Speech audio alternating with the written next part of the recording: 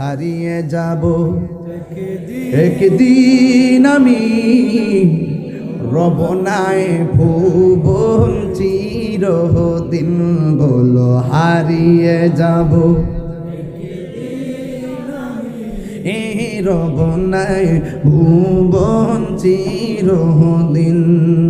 ক্ষমা করে দিও তোমরা আমায়, বলো তোমরা আমায়।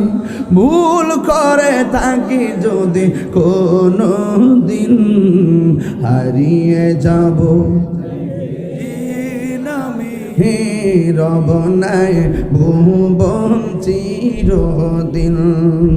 বাসে বাগানে বা গুরুস্থানে হয়তো দিবে মুরে খবর। বাসে বাগানে বা গুরুস্থানে হয়তো দিবে মুরে খবর।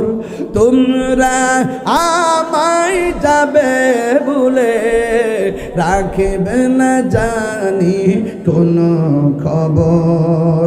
পড়বে কি মনে আমার কথা, ফেলবে কি অস্ত্র কোনো দিন, হারিয়ে যাব রব নাই ভুবন চিরদিন। বলো হারিয়ে যাব একদিন আমি, রব নাই ভুবন চিরদিন। ক্ষমা করে দিও তোমরা আমায়, বলো ক্ষমা করে দিও।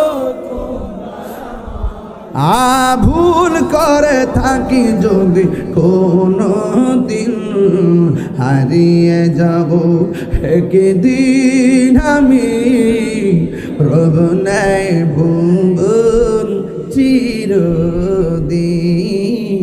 জোরে জোরে কি আল্লাহু আকবার বলা যাবে না?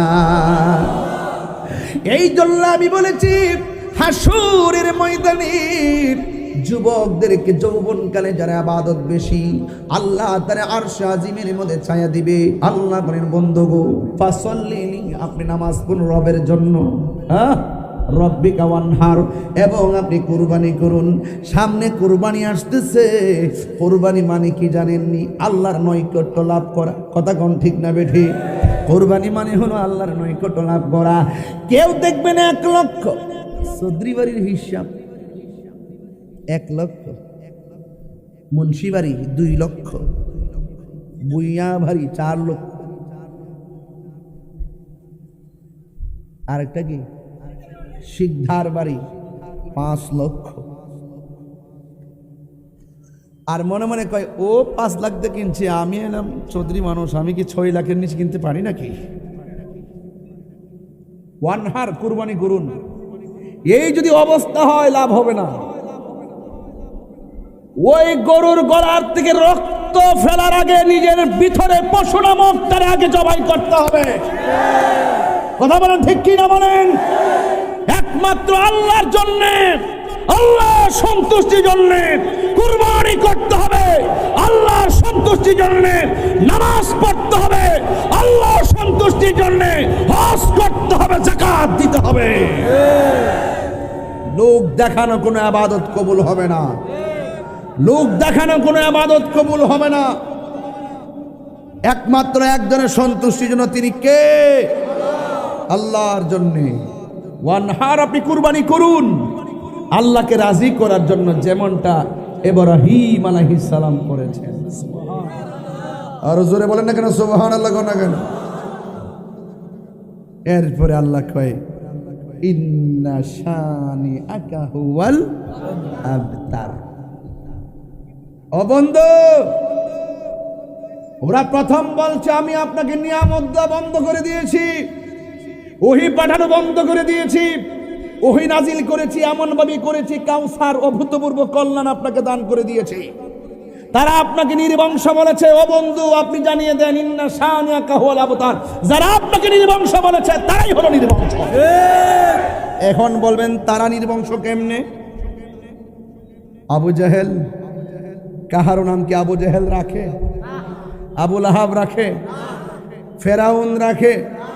বাহ সুবহান, দেখছেন কি অবস্থা? এই জন্য বোঝা গেল পৃথিবীর কোনো এক সময় কাফেররা কোরআনের সত্যতার ব্যাপারে চ্যালেঞ্জ করেছিল। রাসূল যখন বলছে কোরআন আল্লাহর কালাম, ওরা বলছে না কোরআন নবীর বানানো। রাসূল বলছেন না কোরআন আল্লাহর কালাম, ওরা বলছে কোরআন মুহাম্মদ সাল্লাল্লাহু আলাইহি ওয়াসাল্লামের বানানো।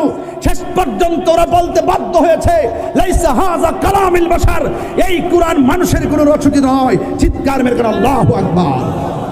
এই জন্য যুগে যুগে যুগে যুগে কষ্ট শুধুমাত্র মোমেনকে দিবে না, তার রাসূলুল্লাহকে কষ্ট দিয়েছে। আল্লাহ রাসূল বলছেন তারা শুধু আমাকে নয়, তারা মোমেনকে কষ্ট দিবে। কিন্তু কষ্ট দিল, পরাজয়ের গ্লানি তাদের থাকবে, বিজয়ের গ্লানি ঈমানদারদের থাকবে। কথা বলেন ঠিক না বেঠিক?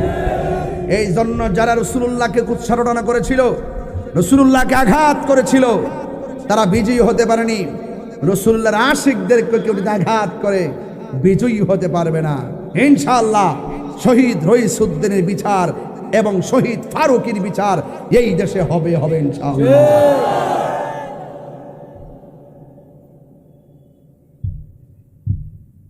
আপনাদের সবার জ্ঞাতার্থে আখিরি কালাম, রাসূলুল্লাহকে জানের চাইতে বেশি মহব্বত করবেন, 5 ওয়াক্ত নামাজ পড়বেন, মা বাবার খেদমত করবেন, নেশা করা যাবে না, হারাম খাওয়া যাবে না।